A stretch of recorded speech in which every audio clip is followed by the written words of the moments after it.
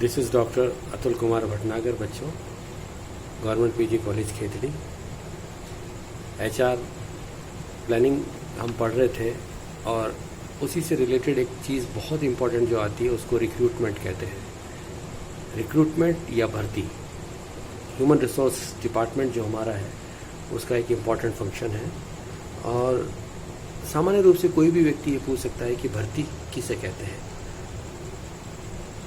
तो बहुत simple definition है, बहुत सिंपल डेफिनेशन। हमारे इस एचआरएम के और इस पर्सनल मैनेजमेंट के जो जनक हैं एडविन बी फिलिप्पो, उन्होंने बहुत अच्छी डेफिनेशन दी। और उन्होंने कहा है कि भर्ती एक प्रोसेस है जिसमें हम क्या करते हैं कि फ्यूचर में, भविष्य में जिन कर्मचारियों को अपॉइंट करना है उनकी खोज करना और उन्हें संस्था में आवेदन करने के लिए मोटिवेट करना। हमें खोज करनी है एडविन बी फिलिप्पो ने कि कितने हमें पदों पे कर्मचारियों की भर्ती करनी है, और सेकेंड इम्पोर्टेंट काम, उन्हें उन पदों पर आमंत्रित करना, उन्हें उन पदों के लिए आवेदन करने के लिए प्रेरित करना। That's all. ये परिभाषा आप याद कर सकते हैं। भर्ती की विशेषताएं भी आप बता सकते हैं कि भर्ती एक बहुत महत्वपूर्ण प्रक्रिया है।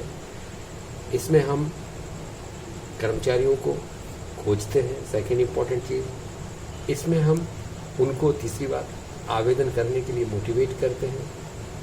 इसमें हम कर्मचारियों के कहाँ से उनको लिया जाएगा उन सोर्सेज का पता चलाते हैं कि कहाँ से हमें लेबर मिलेगा, कहाँ से हमें कर्मचारी मिलेंगे, कहाँ से एफिशिएंट वर्कर मिलेगा।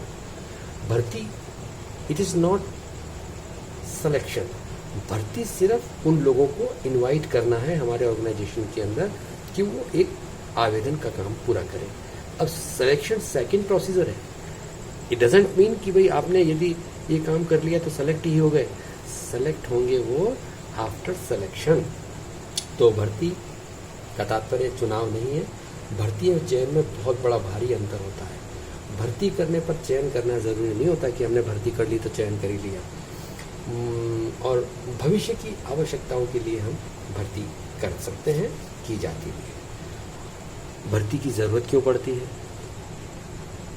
भर्ती की ज़रूरत या नीड जो आवश्यकता है, वो पहली आवश्यकता है कि किसी भी नवीन ऑर्गेनाइजेशन की यदि हम स्थापना करते हैं तो नवीन स्थापना यदि संस्था की हो रही है तो कर्मचारियों की आवश्यकता पड़ेगी, भर्ती करनी पड़ेगी।